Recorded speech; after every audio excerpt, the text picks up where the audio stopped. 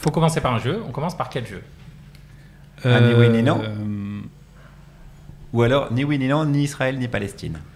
Non, alors on Ok. va pas commencer comme ça. On va commencer, on fait avec une voyelle et le dernier qui arrive plus à dire un nom d'animal qui commence par la lettre, et ben c'est lui qui a perdu. Palestine, c'est un animal? Non? Ok.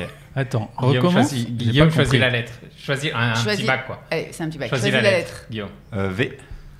Non, vas-y, Vipère. choisis une lettre. Attends, parce que j'ai choisi une lettre, mais j'ai pas d'animal là. Toi. Tant pis, mais toi, tu joues pas. Ça va arriver. Allez, oui, toi, c'est t'es l'invité. François. Vas-y. Vas-y. Je joue pas. Perdu. Allez. Verge. François, Moi, c'est toi qui commence. j'avais volaille. Ah ouais. J'avais ça marche, 20. hein. Verge. Bel animal. Verge, c'est un verge, c'est un petit, une petite souris. Non, allez, d'Australie. Allez, François, t'as Vas-y. perdu. C'est toi qui commence. Je lance Verge. le générique.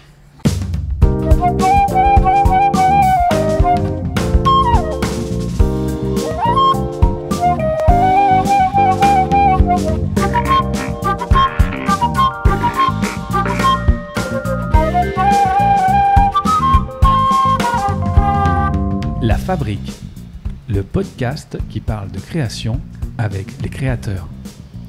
Présenté par Et les créatrices. Ramzi Comme nous sommes Assadi, inclusifs. Juliette Arnaud et François Audouin. Saison 2, Épisode. épisode 1. C'est dingue, hein. L'été est passé, t'as pas progressé. dans la Attends, présentation c'est de mieux l'émission. quand même. Là, Mais par j'ai contre, dit le. tu perds toujours les jeux de début. Ouais, Ça, non, ça vous Ça, l'avez et ça, fait. c'est bien que ça reste de la sorte. Non. C'était pas évident, hein, quand même. Et, Bonjour à toutes et à tous, bienvenue dans La Fabrique, Ouais. le podcast consacré à la création.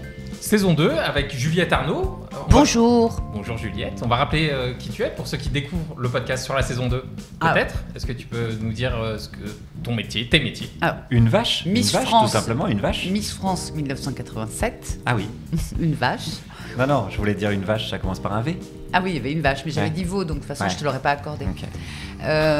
Oui, Ah, il fallait putain, qu'on il y avait termine une cette vache. histoire. Allez-y. Fallait qu'on est là. Donc Juliette Arnaud. Ah, je voulais pas dire que t'étais une vache. Eh bien, Enfin. je travaille à la Comédienne, radio. scénariste, Voilà. écrivaine, chroniqueuse radio. Voilà. Et voilà, on a fait le tour. Ouais. François Audouin. Oui, Bonjour François. bonjour. Réalisateur radio, Ouais. scénariste, auteur, et quoi d'autre? Comédien oui, aussi. J'oublie le principal, comédien. Et moi, Ramzi Assadi, qui êtes-vous auteur, voilà, Auteur de blagues. de blagounettes, auteur Un de petit peu de petites- théâtre dans la petites- jeunesse de quand petites même. choses. Oui, Il y a des tout à vidéos. fait, tout à bon, fait. voilà. Vous pouvez chercher, vous trouverez. Oui. Et notre invité pour cette saison 2, Encore lui, mais franchement, c'est l'enfer. Il est là tout le temps.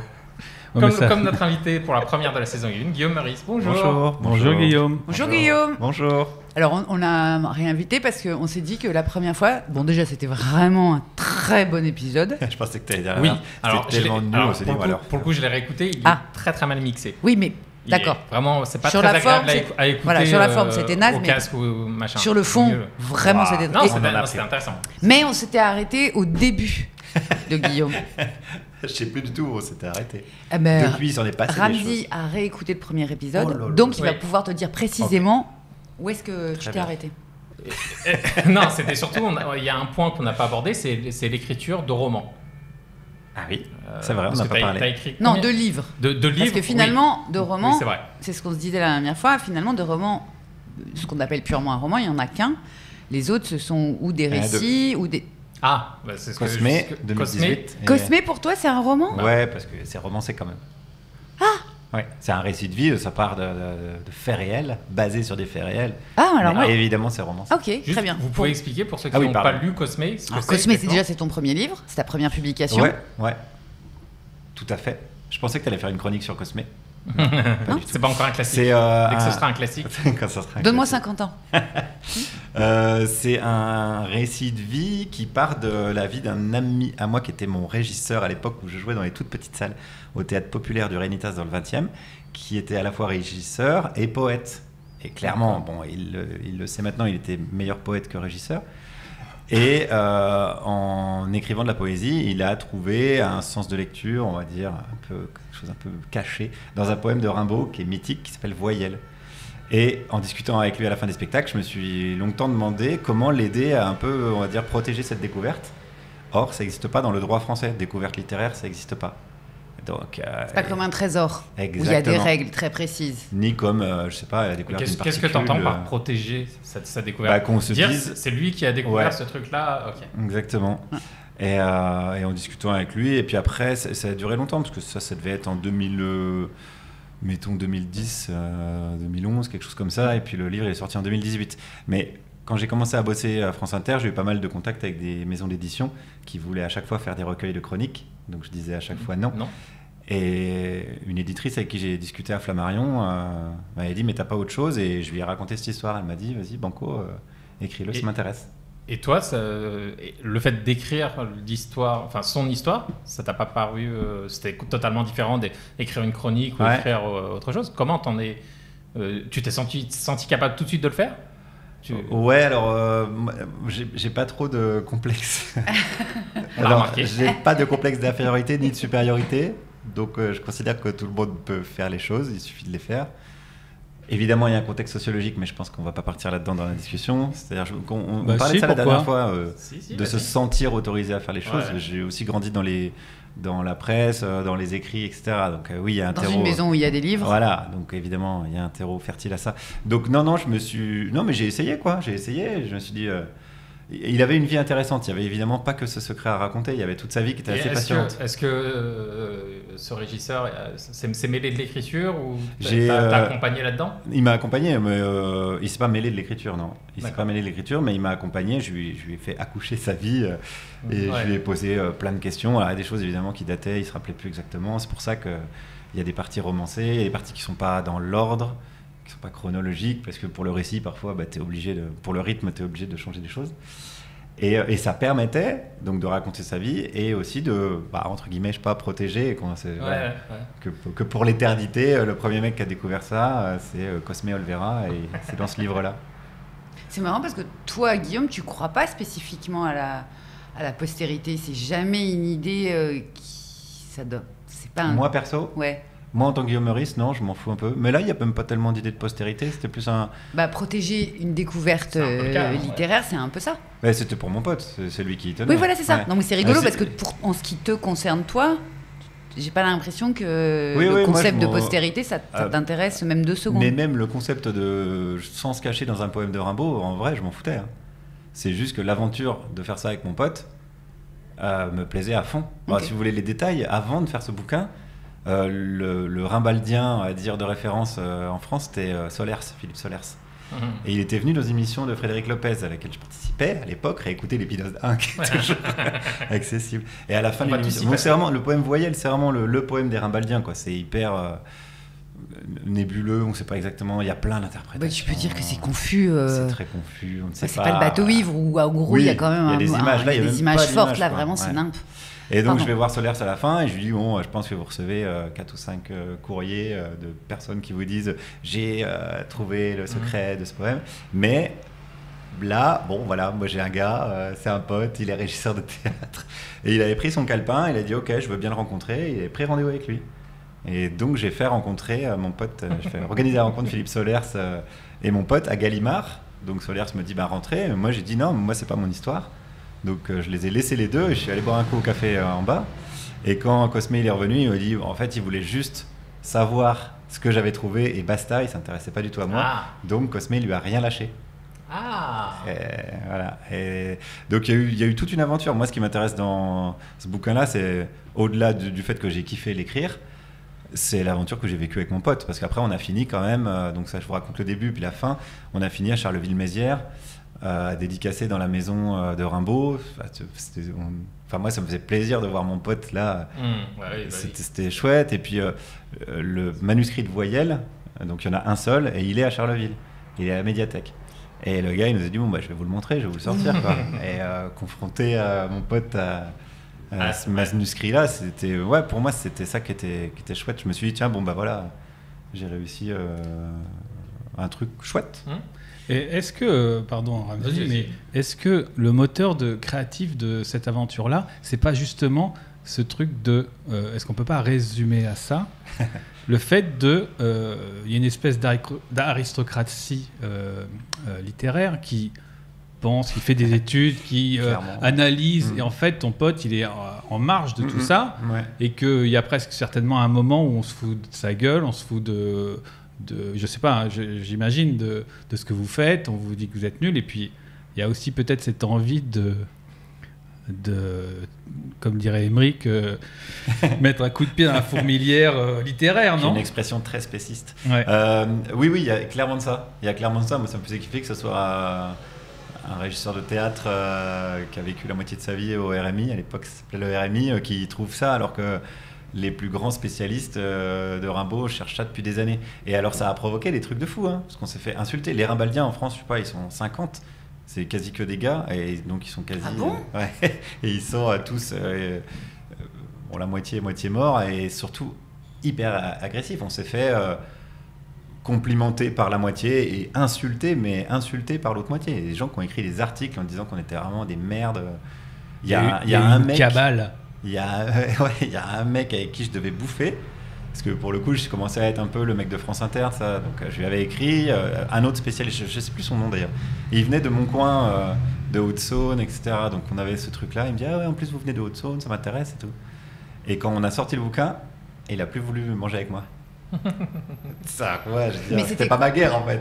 Et c'était quoi leurs explications alors à ces gens qui vous insultaient et qui c'est pas parce que c'est nul. C'était une supercherie, ils estiment. Ok. Que c'était n'importe quoi.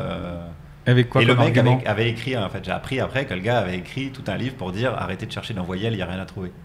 Ah ouais. D'accord. Ouais, il a mal pris, je pense. Donc lui, sa théorie, c'était ça. Mais toi, donc tu penses qu'il y a une vraie théorie et que Cosme l'a trouvée ? C'est pas une théorie en fait. Alors je vais pas la dire parce que sinon c'est gâché. Mais c'est pas une théorie, c'est une clé de lecture une en fait. Clé. Oui, mais toi tu penses que Cosme l'a trouvée ? Ouais, c'est une des clés, c'est sûr que c'est ça, oui. Okay. Parce que c'est mathématique, enfin c'est très facile à vérifier. Et Rimbaud, c'est un petit con, quand il écrit ça, il y a 17 ans. Il cache on sait déjà qu'il cache des trucs dans d'autres. Il y a d'autres sonnets où il cache des choses.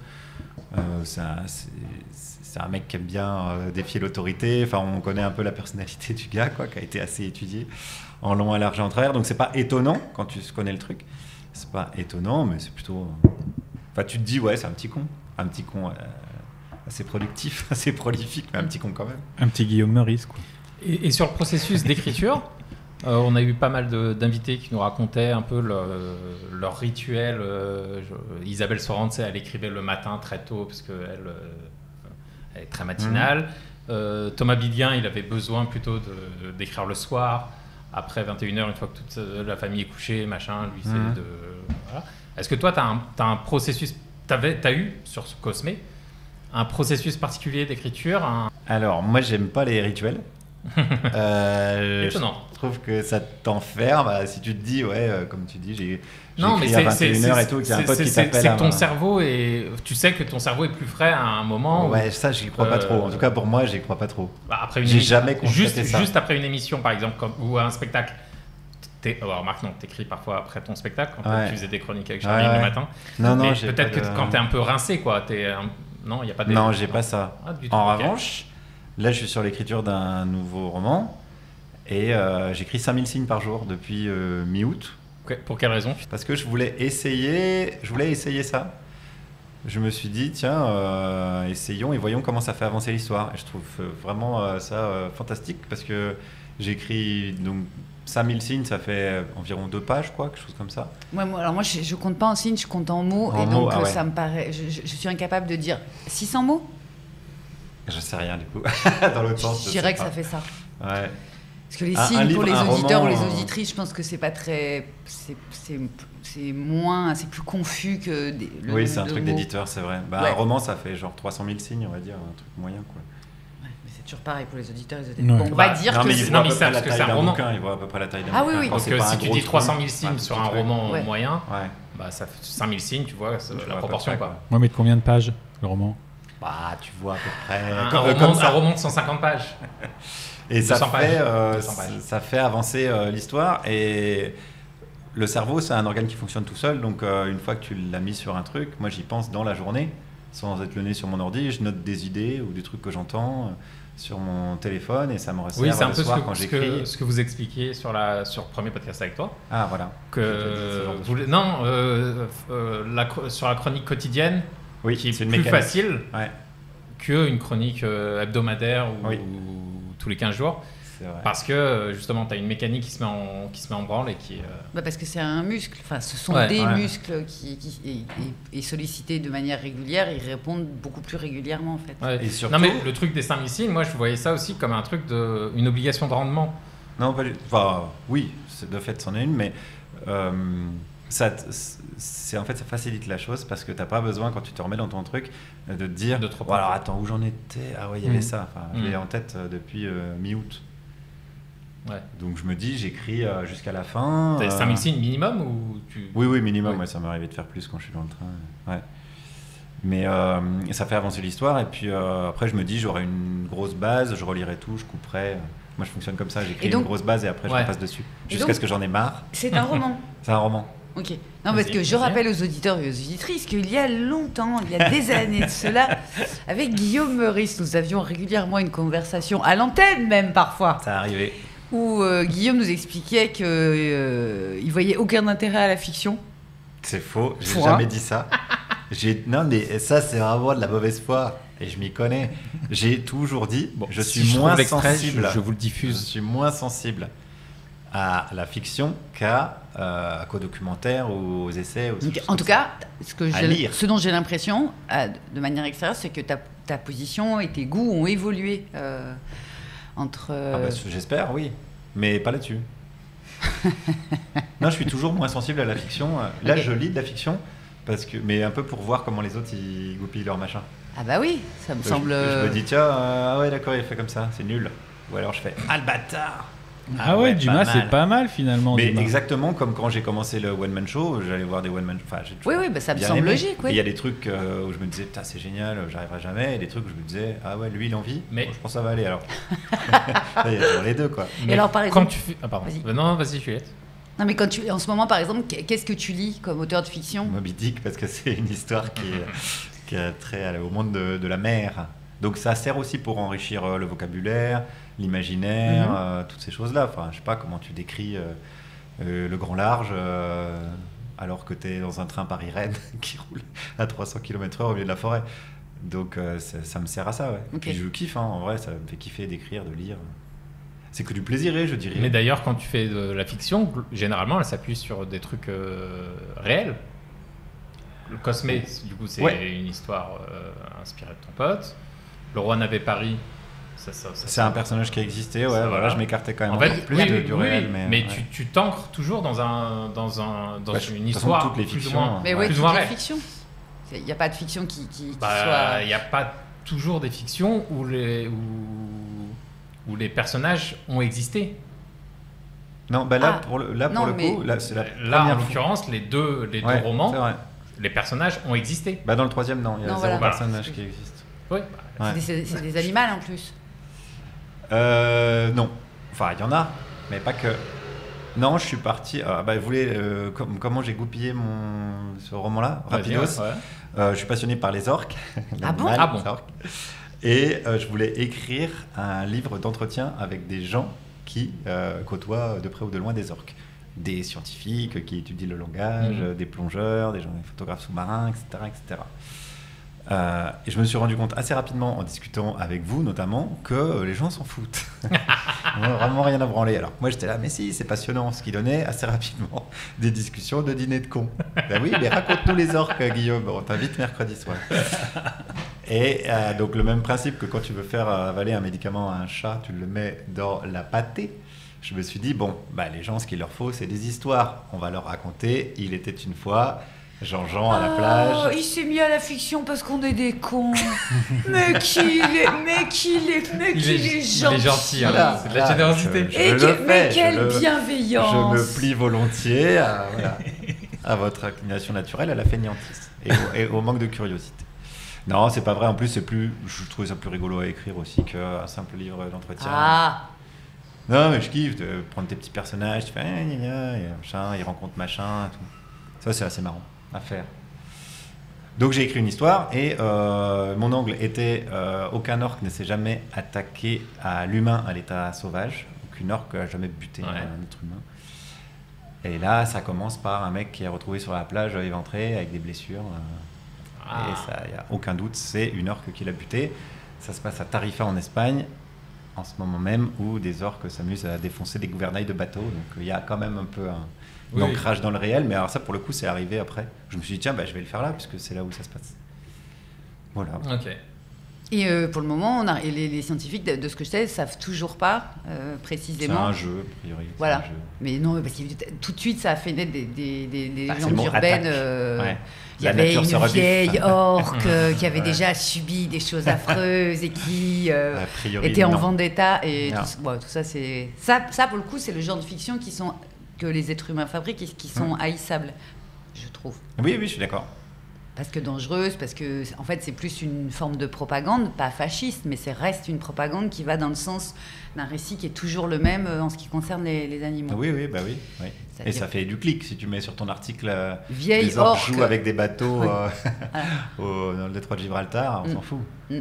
Alors que si tu mets l'orque Gladys, je crois ils les ont appelés, se venge. En plus c'est le nom d'une de mes grand-mères, c'est Oh, merde, ça- c'est non quoi. non, c'est non. C'est non. Voilà. Et la fiction sous forme de roman, ok, mais est-ce que tu as envie de faire de la fiction sous forme de série, film Et je suis en train d'écrire aussi je scénarise une BD. Ah, donc une BD aussi, Ouais. ok. Et ça, c'est assez fun à faire. Je fais ça avec Sandrine Deloffre, qui est une Ouais. illustratrice que j'adore, qui me fait vraiment marrer. Et on a écrit une BD qui s'appelle La révolte sans précédent, qui est l'histoire d'une révolte sans précédent. Là, c'est des animaux qui font de l'écoterrorisme, qui se réunissent dans une clairière en mode Je sens qu'il y a- il y FLNC. a une thématique. Là, en ce moment, je suis sur une thématique animale. Et on rit, mais on rit vraiment Et- beaucoup. et alors- Et on se dit que si les gens, ils aiment pas, vraiment, on en a rien à foutre. Parce que on aura Nous, plein- on aura Globalement, bien- c'est un peu ton Mais on a leitmotiv plein de- général, oui. parce que dès que tu fais un truc. on a plein Mais, de personnages. et alors, très comment rigolos. ça se passe concrètement, ça, l'écriture? Moi, je sais absolument pas l'écriture. Bah, moi, c'est la d'une première fois. BD. donc, ouais. Tu écris ce que tu veux voir ou tu Ouais, enfin, en fait, tu écris c'est juste un peu les comme textes, un scénar. Et moi, je suis nul. J'arrive pas, en tout cas pour l'instant, à penser en images, à découper des cases. Alors que Sandrine, évidemment, c'est son taf. Donc elle me dit, bah ça, on peut le mettre en 2 cases. Ça, on peut le faire déborder sur la case d'après. Donc en fait, j'écris comme un scénar. Ok, ah ouais. d'accord. machin. Le renard Et arrive. après, c'est comme machin. vraiment comme pour un scénario. Après, on fait un découpage. Ouais, et après on se fait une visio, parce qu'elle habite à côté de Lyon, on se fait une visio, et elle me dit ok cool, bah ça je peux le mettre, comme je te disais, en 1 case, en 2 Ouais. cases. Et pour l'instant, là, c'est un truc pour Dargo, Matin Journal, qui va être sur Instagram. Et comme on a plein d'idées, on a dit mais nous on voudrait en faire une BD, un livre qui sort à la Fnac, quoi. Bah ouais, Et ils ont dit ok, trop bien. ouais. Juliette. Et ça, Vas-y. pardon. Vas-y. Ça, le fait que Sandrine, donc elle pense en images, chose que toi, tu n'as pas. Je te Bah pose la- disons, elle pense en Oui, découpage, quoi. En découpage, Ouais, ouais, en- c'est le principe la mise des en gens. scène, C'est quoi. souvent le principe des gens qui pensent en images, c'est-à-dire qu'ils pensent. Je crois que François, tu seras Ah, d'accord François, avec t'es moi. là Il pense. Moi, Alors j'écoute. François fait aimablement sa sieste. hein. Non, j'écoute, c'est hyper intéressant. Mais Mais comme c'est des livres avec des mots et que moi, je lis pas. Non, mais tu penses en Il y a termes des images là, de c'est une cadre. BD. Ah, ok. Tu penses en Ouais. termes de cadre et puis après de plans ou. Et, enfin, oui, et de point de vue. Et Comme elle après, dit, là, on de peut mettre où le est-ce renard qui au premier regarde. plan. Voilà. Exactement. Et puis Alors tu là, poses moi, tout le temps la question de qui regarde. Mais en littérature, c'est aussi. Est-ce que j'ai fait ça? Oui. C'est aussi Elle a fait le geste cliché du réalisateur Avant, c'était ça, avec vous les vous 2 souvenez, doigts. là Ouais, parce qu'ils font je mets la caméra toutes les fois que ici, j'ai été sur un tournage, à tous les endroits où je Oui, pouvais bah être, oui. il y a toujours un moment où tu fais non mais la caméra, Ouais. on la met où?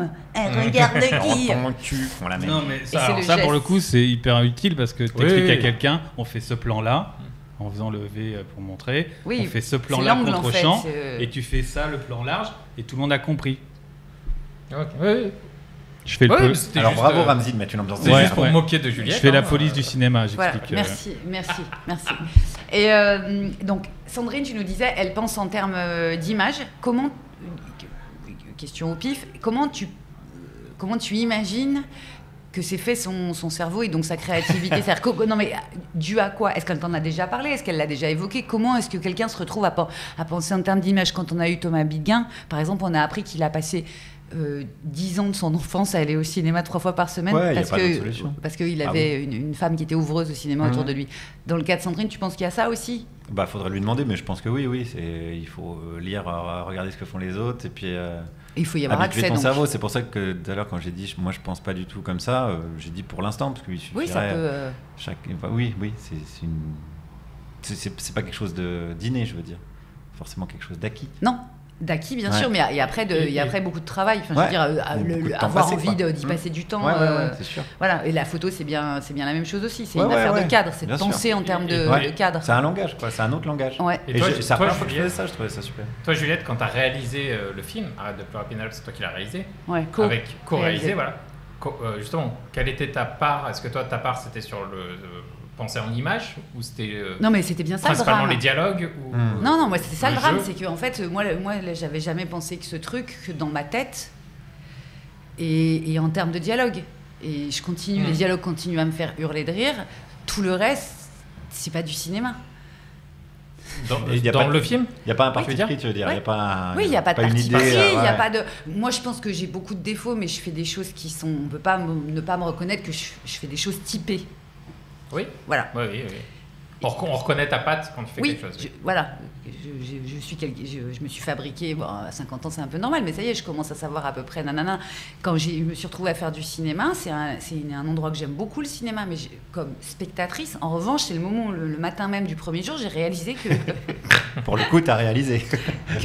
Voilà, j'ai réalisé une seule chose, enfermée aux toilettes quand 80 personnes sonnaient à ma porte en me disant « ça, qu'est-ce qu'on fait ? » J'ai réalisé que je ne pense pas en images, ça n'est pas mon langage.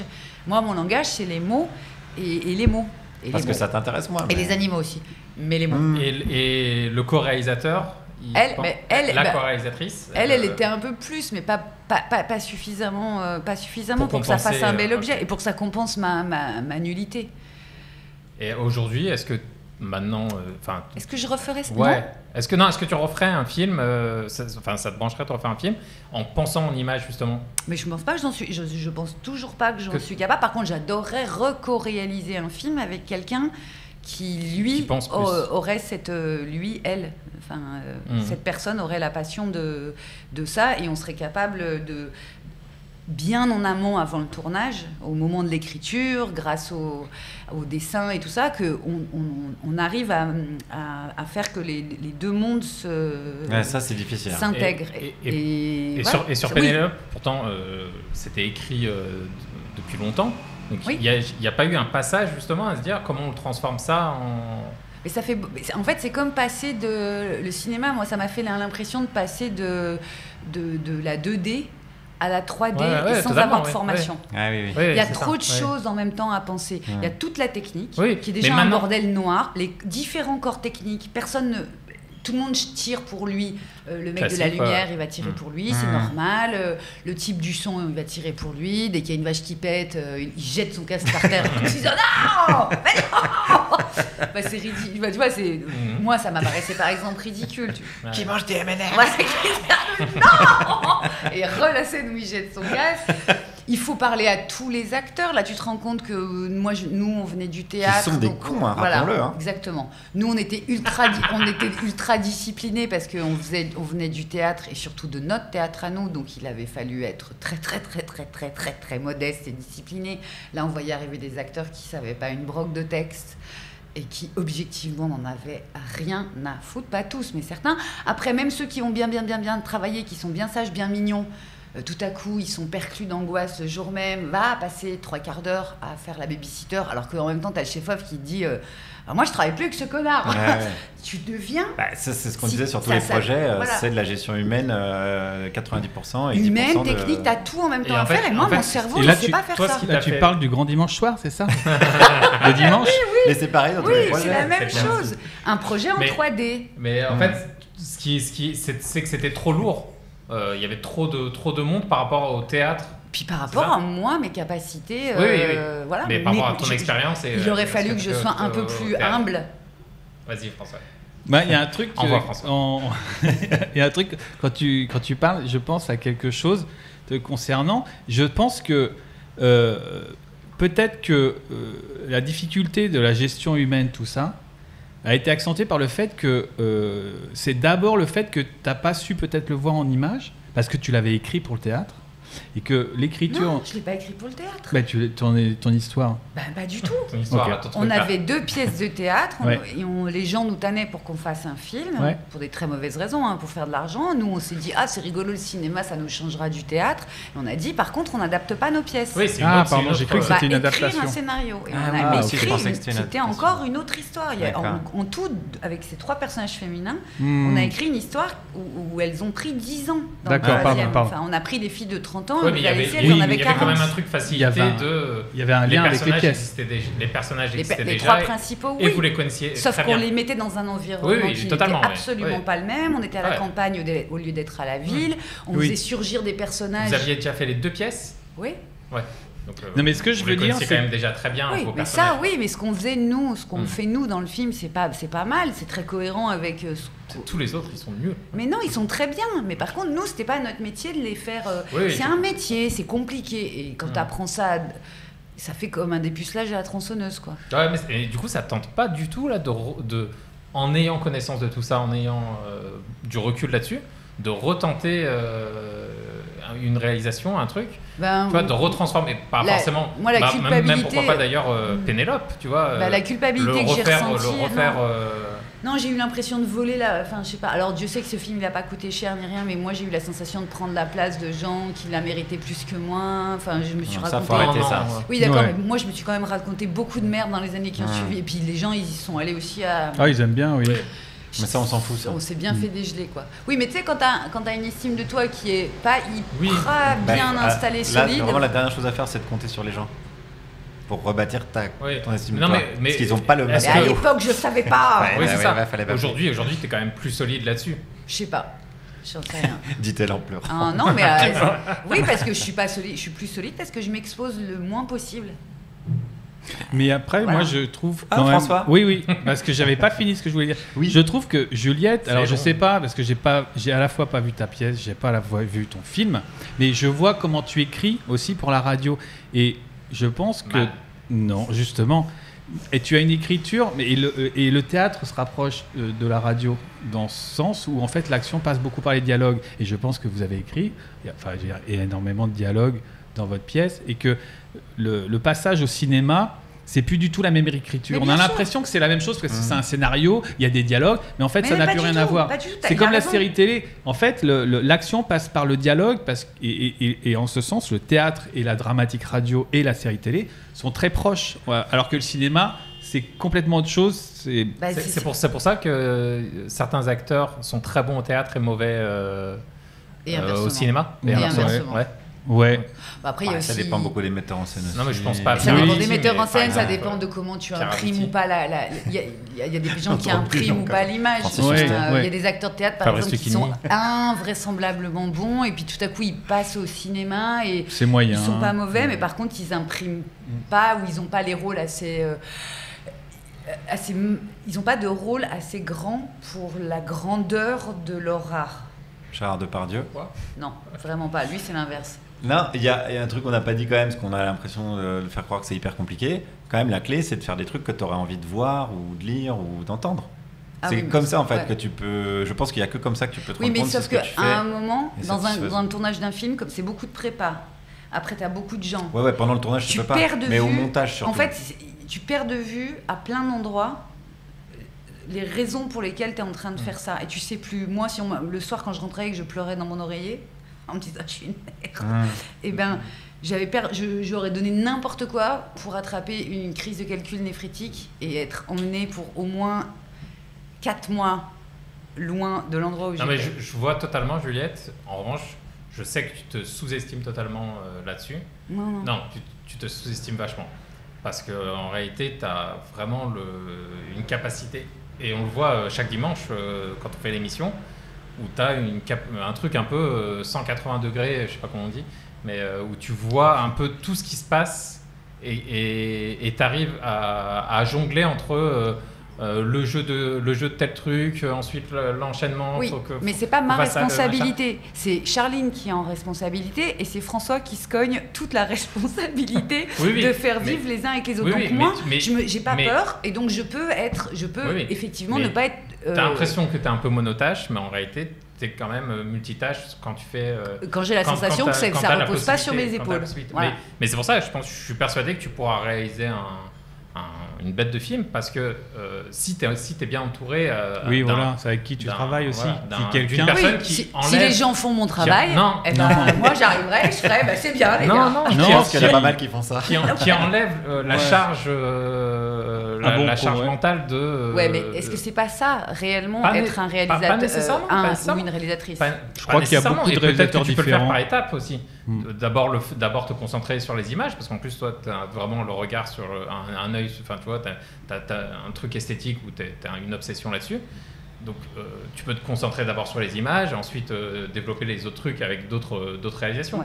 Ouais, c'est pour ça d'ailleurs que beaucoup de réalisateurs démarrent en faisant d'abord les séries TF1, tout ça pour se faire la main sur certains trucs avant de se lancer sur leur projet à eux. Et ben ça c'est un truc, tu vois, par rapport à ce que disait Guillaume. En fait, t'apprends la mécanique en faisant les séries TF1, tout ça. T'apprends une mécanique. Oui. Moi, je me souviens de quand j'étais jeune, quand j'avais 18-20 ans, je t'en avais parlé, il y avait eu une école de cinéma qui arrivait de là-haut des pays du Nord et qui s'appelait le Dogme. Ah oui. Vous vous souvenez pas? Non, ça me dit rien. En gros, c'est une bande de mecs dont Winterberg et l'autre cinglé, là, Lars von Trier, qui ont dit bon, allez, plein le cul du cinéma, papa. Vraiment, comme ça. Donc, dorénavant, ils avaient fait un dogme en 10 points et de comment eux, ils allaient faire des films. Donc, en tout prise de son réel, personne n'est... pas de post-prod, personne n'est pro. Ouais, okay. On raconte que nos histoires et rien en dessous de tel budget. Et vraiment, le budget, c'était rien. Donc, en gros, à l'époque, s'il y avait eu des iPhones, tout le monde aurait filmé à l'iPhone. Et ils nous ont prouvé, puisque Winterberg et Lars von Trier sont devenus des killers, que c'était possible de faire du cinéma autrement. Et je ne sais pas pourquoi, si je devine pourquoi, mais le cinéma semble avoir oublié qu'ils l'ont fait, qu'ils ont prouvé, et on est revenu à nouveau. Et puis après, il y a le iPhone qui est arrivé, et là, il y a eu des vrais grands réalisateurs comme Soderbergh, qui a réalisé un film complet à l'iPhone, que j'ai vu au cinéma, qui est invraisemblablement bon. Et donc ça devrait donner, ça serait bien que les gens le sachent, parce qu'il n'y a pas besoin de beaucoup d'argent pour faire du cinoche. Il y a besoin de beaucoup de voir en image. Il y a besoin d'aimer ça. Mais et de se sentir autorisé à le faire. Et de se sentir autorisé à le faire. Contrairement à ce que dit Orelsan, qui dit pour faire un film, tu as juste besoin d'un truc qui Celui qui s'habille en Dior. Oui, lui. Ouais. Donc il dit quoi, lui? Pour faire un film, il faut avoir besoin d'un truc qui filme. Ouais. Oui, mais non. Et qui s'appelle Orio, la sociologie. Mon Dieu, si tu nous écoutes. C'est hyper simpliste. Ouais. Et toi, François, quand tu as réalisé ton premier court-métrage, c'était quand ton premier court-métrage d'ailleurs? C'était en 2011. En 2011. 2011. Donc comment tu t'es lancé, toi, là-dedans? Alors, je suis né en 1979. Non, c'est pas vrai. En fait, comment je me suis lancé? Je vais pas refaire tout le parcours, mais à un moment, je me suis aussi autorisé... Dans la réalisation, je parle. Dans la réalisation, comment je me suis lancé dans la réalisation? C'était vraiment la question, très précisément, avec ces mots-là. Comme une boule de boule. Mais non, mais parce que c'est comme une boule de billard, comme pas de bowling. Charby. Non, de billard. Corinne Charby, non, mais Eddie Charby, mon producteur, oui. Mais non. Mais si. Il s'appelle Eddie Charby? Il s'appelle Eddie Charby. Ça répond toujours pas à la question. Eh bien si, parce que c'est lui qui m'a un peu autorisé, qui m'a fait découvrir l'écriture. J'ai écrit et puis j'ai voulu réaliser. Et en fait, je suis d'abord devenu comédien pour pouvoir réaliser. Enfin, tout a été un truc parce qu'il a fallu que je me sente légitime, parce que j'avais fait des choses, j'avais essayé des choses. Je ne savais pas diriger un acteur, je n'arrivais pas à mettre en image ce que j'avais dans la tête. Et pour le coup, j'avais des images dans la tête, je savais à peu près ce que je voulais. Mais le résultat était pourrave, et notamment dans la direction d'acteur. Et comment savoir parler à un acteur. Et puis après, je suis devenu acteur parce que je pense que j'avais aussi envie d'être acteur. Bref.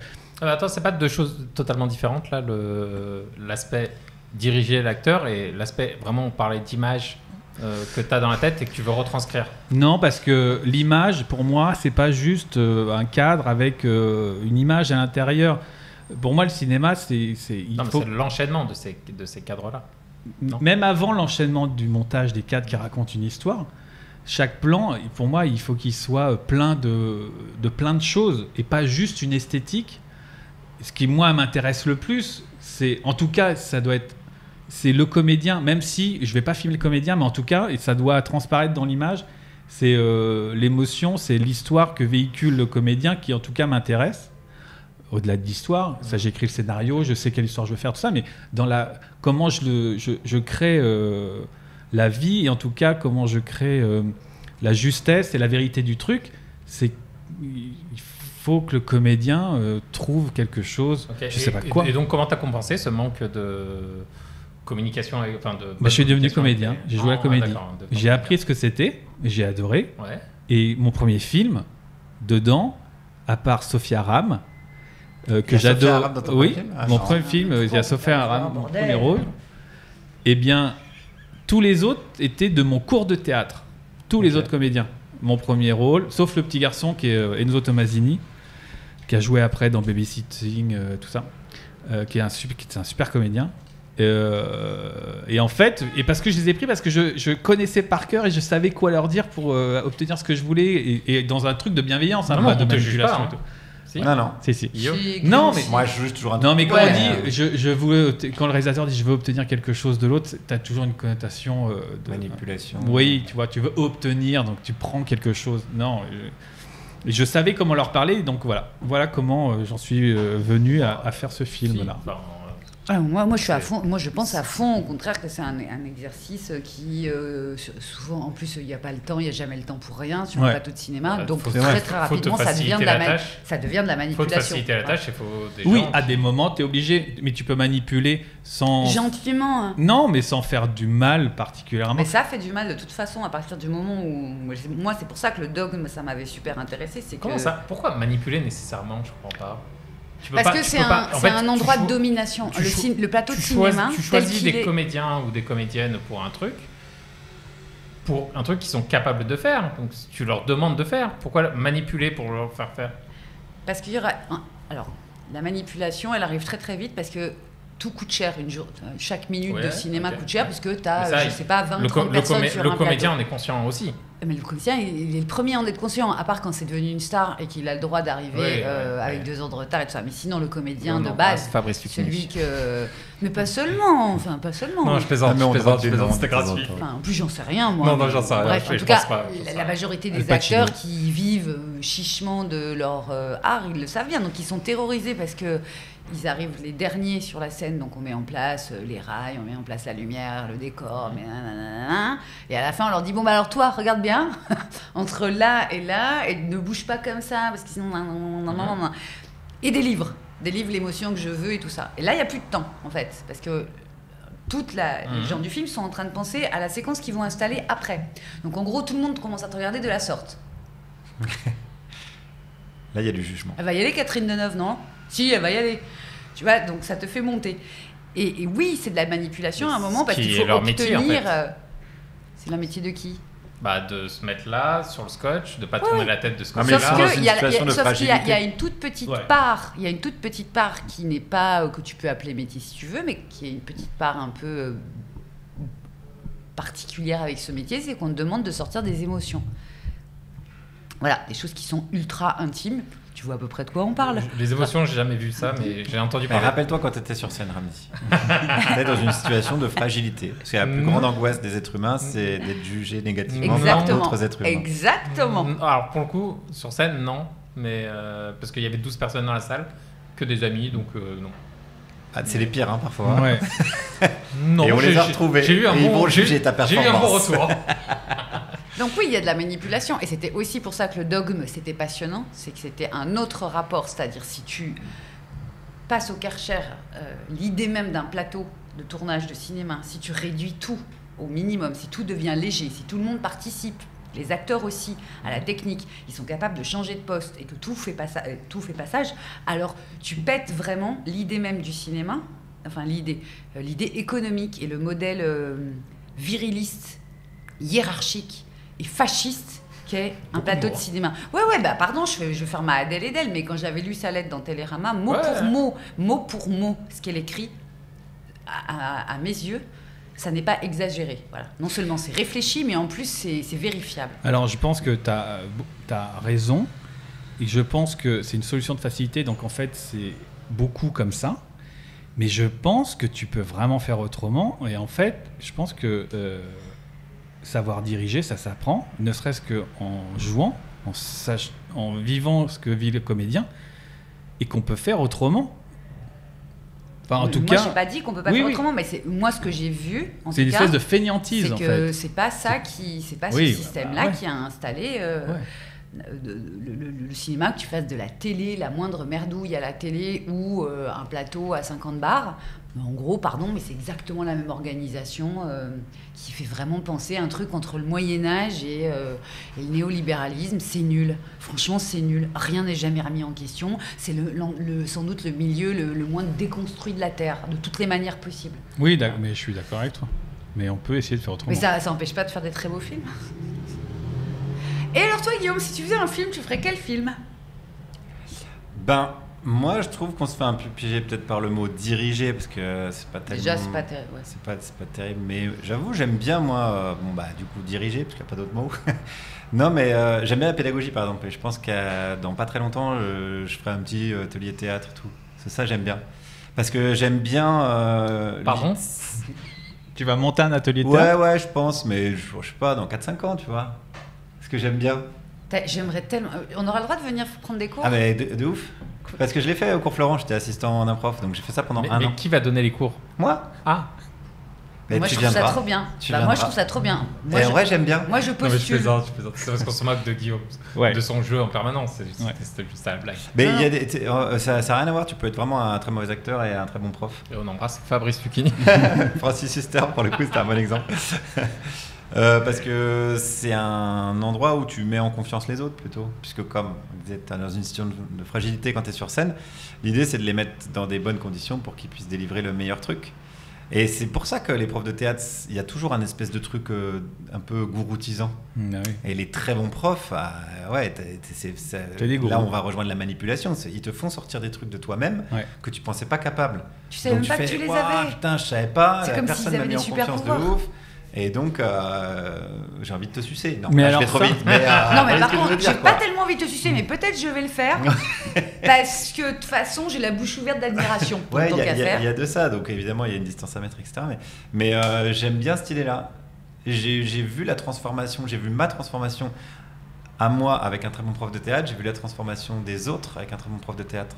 Qui avait dit, mais peut-être que je lui avais raconté dans le premier épisode, il avait dit au début de l'année, moi je sais pas, je suis pas là pour vous apprendre à jouer, je sais même pas comment on fait.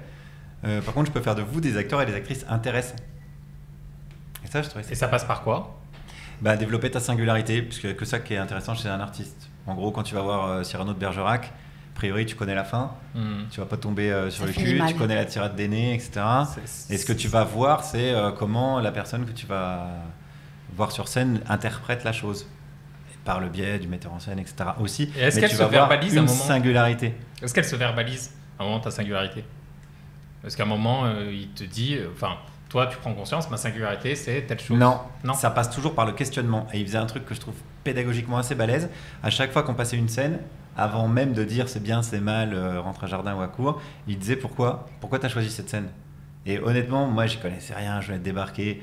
Des fois, on avait un module, c'était les tragédies dans Shakespeare. Vraiment, je savais pas, et ça m'obligeait à me questionner sur pourquoi finalement parce que je les avais lus et j'avais quand même choisi une scène. Et dans ma tête, je me disais, je l'ai pris au pif. Et or, non, c'est pas vrai. J'avais quand même fait un choix et il était obligé de questionner. Et une fois qu'il avait la réponse, il pouvait te diriger. Ah, qu'est-ce que tu veux montrer ? Qu'est-ce qui t'a intéressé dans cette scène ? Ah si c'est ça, on va bosser pour que ça ressorte. Pour l'instant, on voit pas. Tu vois ce que je veux dire ? Ouais. Et ça me paraît pédagogiquement hyper intéressant. Parce que et ça développe la singularité de la personne plutôt que de calquer sa singularité sur quelqu'un. Et c'est là que c'est pas de la manipulation. Alors, c'est là que c'est pas de la manipulation. C'est-à-dire, à partir du moment où tu impliques les gens intellectuellement dans la découverte d'eux-mêmes, c'est ça en fait. Il y a ce risque de la manipulation de la secte et de tout ce qui va avec, tous les abus possibles et imaginables. Tu vois à peu près à quoi je fais référence. En fait, il s'arrête à partir du moment où tu es en responsabilité. Et un vrai bon prof, dans n'importe quelle matière, mais alors dans le théâtre c'est évident, il te fout les rênes dans les mains. C'est pas lui qui t'a mis un mort comme ça et qui te fait faire des cabrioles, c'est toi. Mais même un Je sais bon prof pas, de tout. moi j'ai du mal parce que j'ai l'impression que, en réalité, ça ressemble quand même beaucoup à une vraie manipulation, dans le sens où on te fait croire que ça vient de toi. Mais ça vient de toi. Mais ça... Personne t'a obligé Mais à toi, tu t'inscrire à un crois- cours de toi, théâtre, tu personne crois- t'a obligé voilà. à prendre Bah, telle ou là, telle si, scène. il t'a obligé à choisir une scène. En fait, Non, ils te disent, parce que la thématique de l'année, c'était un par trimestre, je crois, c'était ils te demandent de choisir une les scène. tragédies de Shakespeare. Non, tu choisis la scène. Non, ils te demandent de choisir une scène. Oui, bah oui, il faut Tu passer choisis 3 la scène. minutes, tu Ouais. vas pas faire toute Ouais, la c'est ça. pièce. Mais c'est toi qui choisis la scène, c'est là que ça Oui, devient intéressant. mais Mais, peut-être. mais en quoi c'est de la manipulation, ça, par Ouais, là, exemple? pour le coup.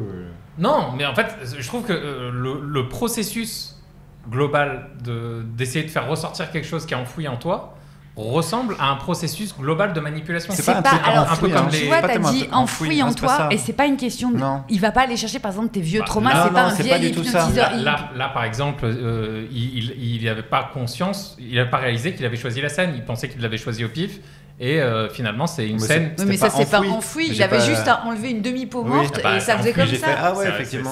C'est pas révélé, c'est enfoui, Ce c'est que à je veux l'intérieur. dire, ce que je veux dire par là, c'est Là, qu'il vous y va chipotez pas, sur un il mot, y va. mais- Non, je chipote pas parce que c'est Enfoui, c'est un l'entièreté mot, de. Ouais, Bah, enfoui, c'est juste que c'est masqué, que c'est pas à la surface. Et c'était pas à la surface parce que tu le savais pas. Oui, mais enfoui, ça Ça- inclut une idée de profondeur. ouais, Ouais. et que c'est Bon, bah, compliqué. après, ça peut être enfoui sous ça, ou La enfoui mauvaise sous. foi de Ramsey. Ouais, là, on est sur vraiment de la mauvaise foi. Je dis rien depuis tout à l'heure, Oui, mais mais là, bon, c'est un débat de encore, mauvaise c'est- foi. Il n'empêche qu'il révèle quelque chose qui n'est pas à la surface, si vous voulez. Mais est-ce que c'est pas est-ce que c'est pas en fait le taf de tous les professeurs C'est possibles exactement et le taf de tous les imaginaires? Enfin, moi, je sais professeurs. pas. Oui, Moi, j'ai une mère prof. Je l'ai vue sans arrêt quand tout à coup, elle avait décidé qu'elle allait sauver un élève quoi qu'il. Et souvent, quoi qu'il, ça voulait dire malgré lui. Elle trouvait, je la voyais démultiplier les solutions pour arriver à ce que le gamin se rende compte qu'il avait de la valeur. Tu mets pas les personnes au service de toi, tu te mets au service des personnes. Ouais, Mais ça, c'est passionnant. Moi, c'est juste j'aime bien. que le processus ressemble beaucoup à un processus de manipulation. C'est le même processus qu'utilisent les manipulateurs pour te faire croire que ça vient de toi. Ah bah oui, c'est pour ça qu'on dit que c'est dangereux. Oui, c'est exactement ça. Mais dans le début. manipulation, il y a aussi de la manipulation positive. C'est-à-dire qu'il n'y a Et pas moi- un dessein de faire de mal à Non, l'autre. manipulation, ça peut pas être positif en fait. Oui, sur c'est ça, ça, c'est c'est ça le la- problème, c'est que manipulation, ça ne C'est peut pas être connoté, hein, positif. ça, Sauf c'est chez le kiné. Voilà, voilà. Eh ben, c'est un Ah, et peu le même encore, ça principe. dépend du kiné. Tu peux pas, et trop souvent, t'entends effectivement les réalisateurs et les réalisatrices, parce que moi j'ai vécu avec des femmes aussi, parce qu'elles n'ont pas le time, elles estiment qu'elles n'ont pas le time, donc elles vont faire la chose la plus opérante, la plus efficace, et elles s'en foutent de toi dans l'état dans lequel tu seras Oui. après à la fin de ta journée ou à la fin du Ouais, film. mais- D'ailleurs, souvent, il y a des metteurs en scène, des réalisateurs et tout, qui te jouent les répliques pour que tu refasses exactement la même chose. Ouais. Parce qu'ils veulent ça, ils n'ont pas le temps, etc. Donc Oui, ils ont ça, il n'y a pas rien le de pire. Et j'ai vu des profs faire ça. Et ça n'a aucun intérêt pédagogique. Non. Et là, pour le coup, si tu es vraiment un mauvais acteur, c'est encore pire.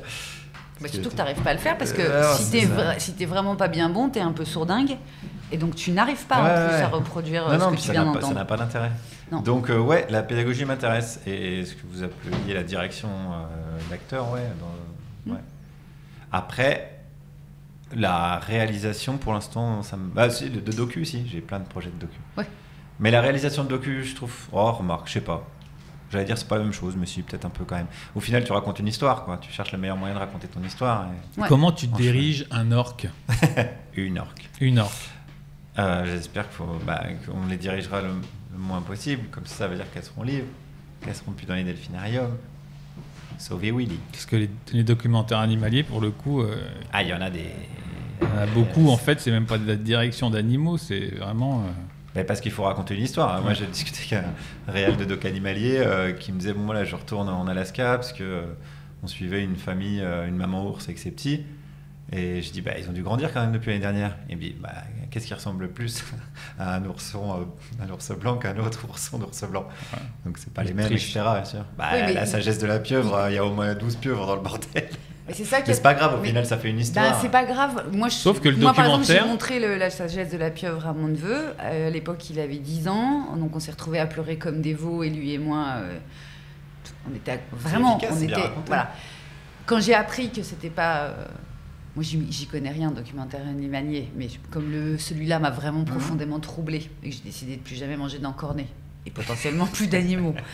Je me suis renseignée. Et là, j'ai je me disais, mais c'est quand même bizarre comment il a pu se filmer. Enfin, après, tu remets les choses. Parce que moi, je suis pas un enfant, donc forcément, je me pose certaines questions. Je trouve ça compliqué que ça ne soit pas écrit avant. D'accord. Tu sais, de la même manière qu'avant n'importe quelle fiction, il y a écrit les faits ne sont... C'est super intéressant parce que ça, c'est une phrase que j'aurais pu dire, alors que là, aujourd'hui, je m'en fous un peu. Mais il y a encore plus sordide, mais ça sort un petit peu du podcast, mais les photographes animaliers, il y a un vrai sujet. Ouais, je sais parce que moi, j'en suis plein sur Insta. Et trucs tu vois qu'ils n'ont pas les mêmes méthodes. Et il y en a qui disent très clairement, faut pas faire ça, quoi. Les mecs, carrément, c'est des animaux empaillés. Hein. Les grenouilles, ils les foutent dans le frigo. Et après, donc elles sont mortes, évidemment. Et après, ils les manipulent, ils prennent la photo sur une fleur. Mais ils les manipulent, comme les profs. Vous êtes les grenouilles.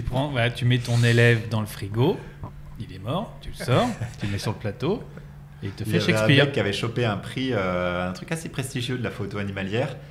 Et ils se sont rendus compte quelques années après que c'était dans un zoo. Il y a un mec qui a reconnu le rocher, qui a dit... Je crois que c'était un fourmilier.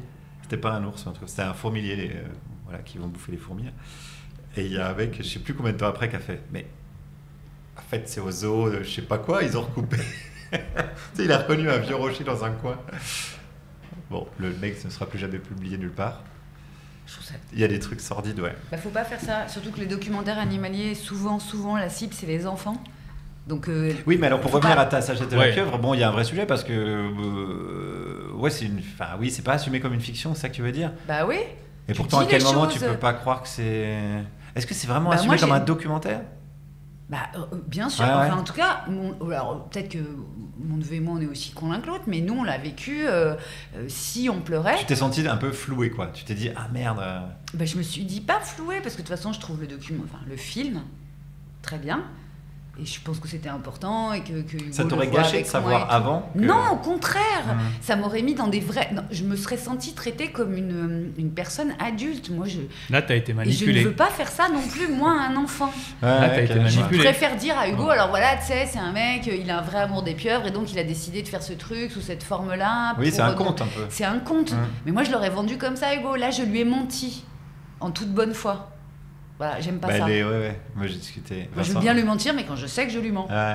Vincent Munier, là, qui a fait La Panthère des Neiges et tout, qui lui, pour le coup, il a une éthique de dingue et tout.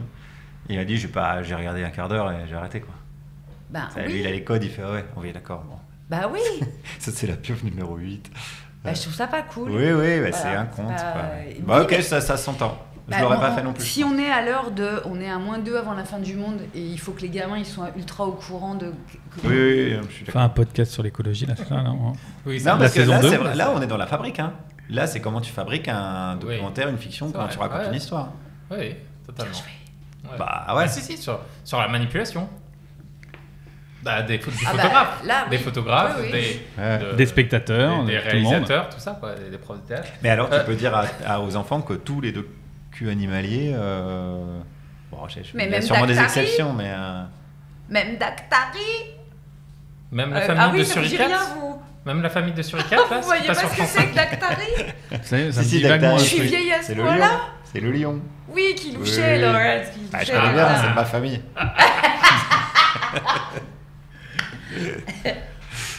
On va expliquer. Non, on va pas expliquer. Non, on va pas expliquer. On exclut l'auditeur.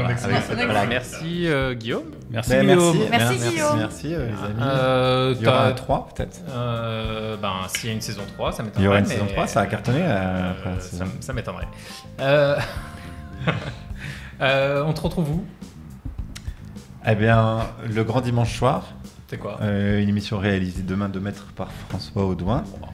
À la rédaction en chef Ramzia Saidi. Chronique dramatique. Juliette Ardant.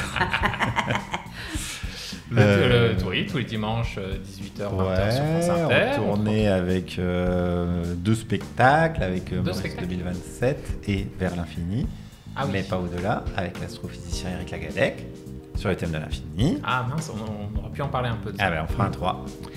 Et donc, il y a 4 bouquins qui sortent cette année, 2 documentaires, un en préparation. Non, je prépare un podcast. D'ailleurs, c'est pour ça que je vais vous demander les références des micros. Et non, il y a ton podcast. Oui, Émission Poséidon, sur Poséidon. France Inter. Il se pose sur toutes les plateformes, un podcast plutôt sympa. 3T dans Télérama. Mais je crois que tout le monde a 3T maintenant. Ah bon Ouais, Ouais, il me semble. je crois que même la fabrique a 3T. Ouais. Non. On a 8. Je les ai rajoutés au stylo. Eh ben, merci beaucoup. Ouais, merci je vous en prie. Juliette. Merci pour l'invitation. François. Merci, Ramzi. Ramzi. Et on se retrouve Merci, bientôt Juliette. pour un nouvel Avec qui épisode. C'est qui le prochain invité? Guister.